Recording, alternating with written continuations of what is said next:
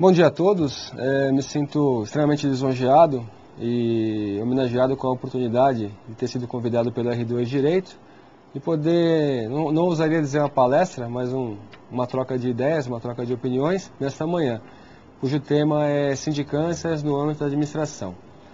Meu nome é Daniel, eu sou oficial da Polícia Militar do Estado de São Paulo, formado pela Academia do Barro Branco em 96, sou bacharel em Direito, pós-graduado também, e venho atuando na assessoria jurídica nessa parte de sindicâncias desde então.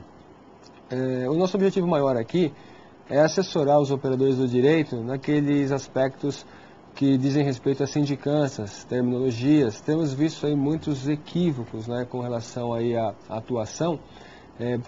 Por amor à discussão, a essência do direito é muito bonita, porque tudo é relativo. Desde os bancos, os bancos escolares da faculdade, nós temos lá duas correntes, posições que pensam de uma forma, pensam de outra, né? Então o direito é sempre relativo, correto?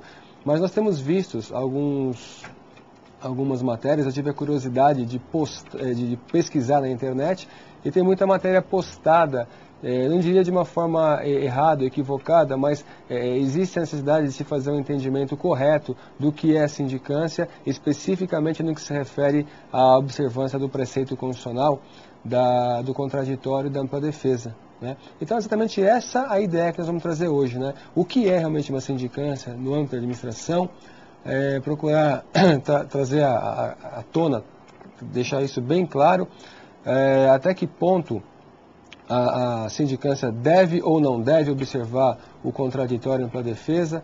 Então, durante a nossa explanação, nós iremos abordar todas essas nuances.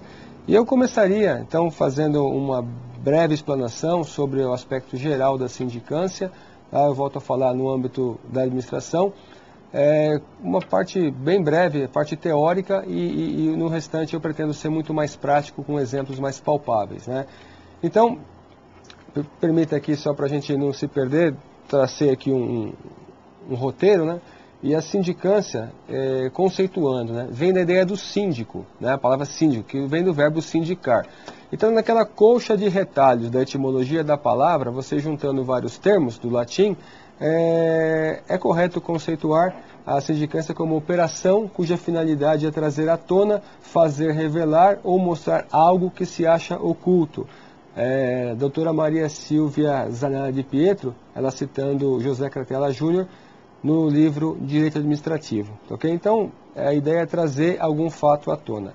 E eu começaria dizendo o seguinte, né? A diferença básica entre processo e procedimento. Nós somos obrigados a começar por esse ponto, porque não dá para a gente avançar nessa discussão se não pudermos delimitar o que é um processo e o que é um procedimento. Então, desde os bancos escolares, eu volto a usar essa expressão, né, bancos escolares, o processo é todo aquele conjunto de atos coordenados entre si, né, que visam o quê? A prestação jurisdicional. Vou tomar a liberdade de ler alguns conceitos que eu consegui achar, né, todos da doutrina.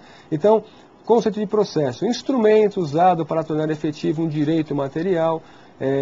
Processo é um método pelo qual se opera a jurisdição com vistas à composição dos litígios. Por fim, processo é o complexo de atos coordenados tendentes ao exercício da função jurisdicional. Correto? E aí, de uma forma bastante simplória, nós temos que o procedimento é cada um desses atos, ok?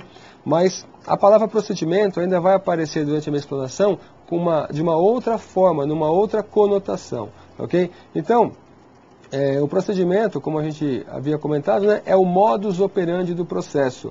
Eu volto a dizer lá, uma sucessão de atos coordenados a partir da iniciativa da parte e direcionada a um provimento. Ou seja, o procedimento tem por fim revelar o processo, ok? Então, essa diferença básica em processo e procedimento para que nós possamos entender. Eu gostaria de fazer menção, deixar logo de cara, jogar 3 informações que vão nos acompanhar durante toda a nossa fala, tá? Norma constitucional de eficácia plena, é notório, isso a gente aprende no primeiro dia que pisa na faculdade, né? Matéria de direito constitucional, o artigo 5º, correto? Os direitos e garantias e fundamentais, e nós destacamos aí o contraditório ampla defesa. Então, o contraditório ampla defesa, ele é inerente, né, de toda a tramitação processual, toda pessoa, né, não existe, não é possível imaginar olvidar, não é possível imaginar não atender o contraditório ampla defesa, porque você vai estar passível de ter todos os seus atos anulados. Então, isso é claro, começamos por aí, observando o artigo 5º, inciso 55 da Constituição Federal. Nesse sentido, eu também faço remissão ao inciso 56, que é o seguinte, que ele vai falar o seguinte, que no processo são inadmissíveis as provas obtidas por meios ilícitos. Também é desnecessário falar, mas é conveniente, é oportuno a gente lançar essa ideia e deixá-la guardadinha, que ela vai ser muito usada durante o nosso bate-papo. E também, de uma forma muito importante, a súmula vinculante número 5 e a número 14. Eu gostaria de deixar isso bem claro e nós vamos pautar a nossa discussão em cima delas, né? Então vamos lá, súmula 5, né? A falta de defesa técnica por advogado no processo administrativo, vou repetir, vou frisar, no processo administrativo disciplinar, não ofende a Constituição, tá? Então, a súmula vinculante número 5, falta de defesa técnica, ok? Por advogado no processo administrativo, não ofende a Constituição. Em contrapartida, tenho lá a súmula vinculante número 14, né? Não se trata de contradição. A gente faz uma coxa de retalhos e no final essas peças vão se encaixar perfeitamente.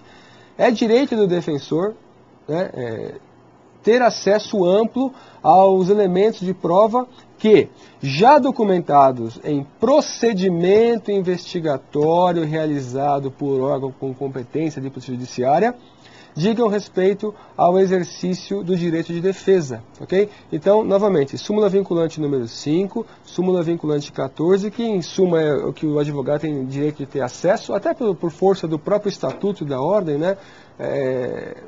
A gente também poderia citar, mas só para não ficar alongando com outras legislações, a gente só se atém a essas duas ideias, tá? Bom, então começando a nossa ideia, o exemplo prático, tá? Fim dessa primeira parte, né?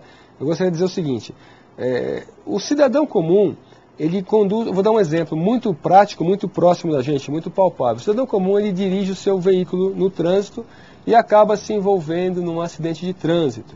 Esse acidente de trânsito não gera lesão em ninguém, é um acidente sem vítimas. Muito bem.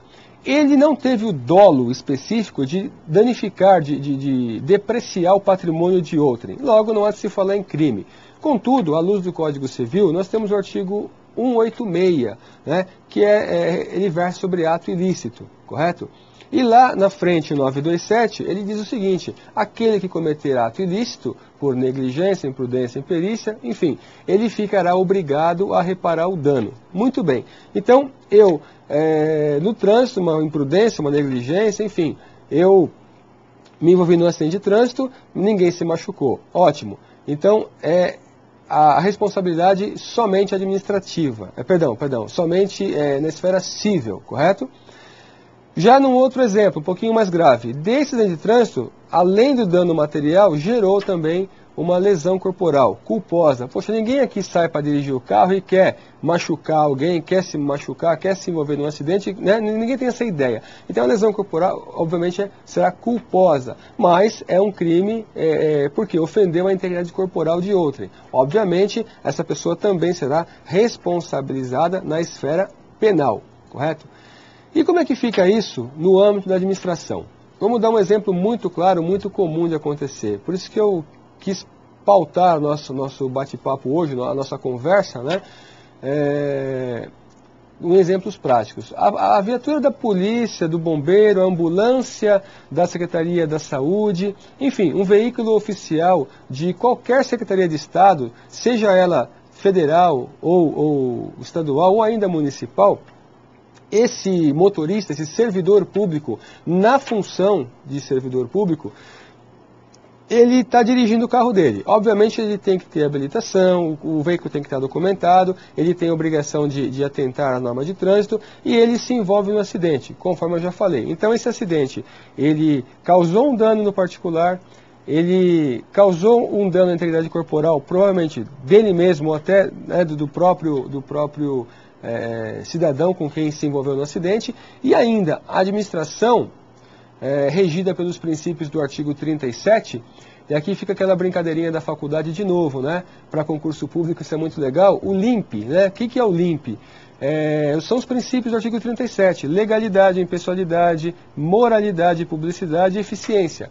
Então, a administração não é obrigada a pautar a sua conduta com base nesses princípios, correto? De modo que o servidor público ele tem o dever, né, de observar valores, princípios, enfim, toda uma gama de comportamento diferenciado, de postura diferenciada que ele tem que ter por ser servidor público. Eu gosto de chamar isso de sacerdócio, né? Ser servidor público mais do que servir, é um estado de espírito, é um sacerdócio. Você deve se abster de muitas coisas aí que eu uso dizer também a expressão muito comum, né? Ao cidadão é permitido fazer tudo o que a lei não proíbe. E ao servidor público só é permitido fazer o que a lei permite.